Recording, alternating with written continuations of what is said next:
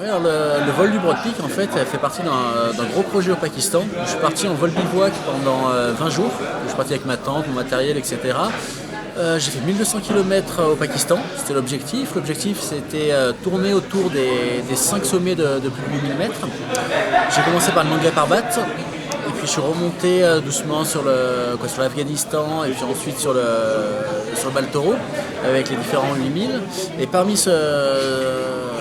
dans le voyage, j'ai réussi à monter sur le Broad Peak, à monter au-dessus en parapente, et je suis passé à 8157 mètres au-dessus du sommet.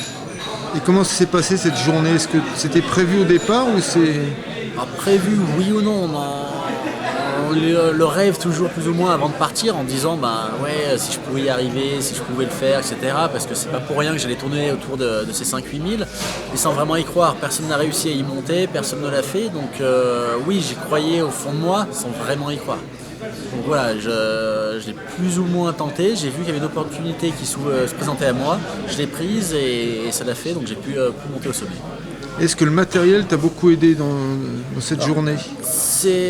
Pour cette journée-là, pas spécialement, c'est un matériel un peu classique. Après, c'est vrai qu'en 10 ans, le matériel a énormément évolué. On a du matériel léger, performant, qui permet de faire des vols exceptionnels. Après, moi, j'utilise pour ce type de voyage de vol bivouac où on part pour 20 jours d'autonomie, donc avec toute la nourriture, le matériel, etc. Par exemple, avec la sellette comme celle-là, qui a énormément de rangements, qui permet de tout mettre.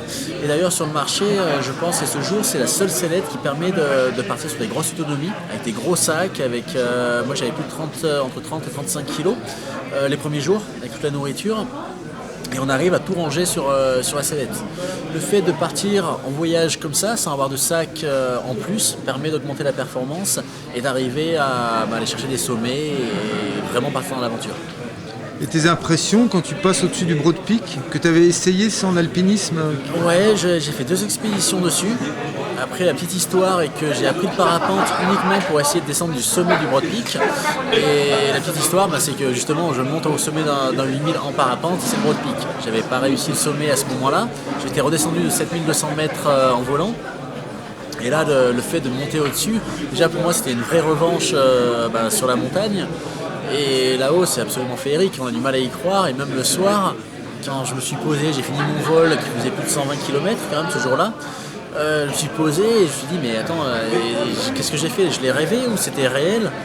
Et quelque part, heureusement, je me suis gelé les mains parce que les gelures m'ont rappelé qu'effectivement je suis bien monté au sommet du Broad Peak. C'était pas la veille que j'ai fait un rêve où je remontais au sommet, c'était vraiment réel. Et comment ça se passe ces instants là-haut, au niveau du froid Alors, le froid est pas tellement intense en fait, comme sur la sonde on était à moins 9 degrés, donc c'est acceptable. Le souci c'est que j'avais pas d'oxygène, c'est tombé en panne, j'avais prévu mais tombé en panne. Résultat, le corps gère très très mal le froid et j'ai eu extrêmement froid en l'espace de 20 minutes, j'ai gelé les 10 doigts. J'ai enlevé les gants uniquement pour faire des photos, des vidéos et en 10-15 minutes, maximum 20, les 10 doigts sont bloqués, j'ai eu des gelures. D'ailleurs j'ai mis plusieurs mois, semaines, voire des mois à récupérer et ça va très très vite. Et qu'est-ce qui t'en reste aujourd'hui de ce passage au-dessus d'un 8000? Ça reste comme un rêve, je pense que ça restera toujours. Après le rêve c'est d'y retourner, donc je vais le tenter dès l'année prochaine. On verra si c'est à nouveau possible d'y remonter, mais oui, ça restera un de mes plus grands souvenirs. Donc ça n'avait jamais été fait ça, hein, Exactement, c'est la première fois qu'on arrive à gravir en parapente un sommet de plus de 8000 mètres. Le record précédent était à 7700 mètres et le second record à 7500 mètres. Donc on ne savait même pas si c'était réellement possible physiquement de monter à 8000 mètres. Je ne parle pas au niveau du corps, parce que ça on le sait, je parle au niveau des conditions météorologiques, de la voile, des capacités à ce qu'on appelle utiliser un thermique ou du vent pour monter à 8000 mètres. Et tu penses qu'on peut monter encore plus haut? C'est largement possible. Moi je me suis arrêté parce que j'étais au sommet du Broad Peak.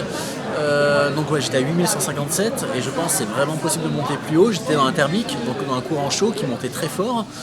J'étais au sommet du Broad Peak, c'était mon objectif. J'ai arrêté de monter. Ce jour-là, j'aurais pu monter à 8003, 8005 sans problème.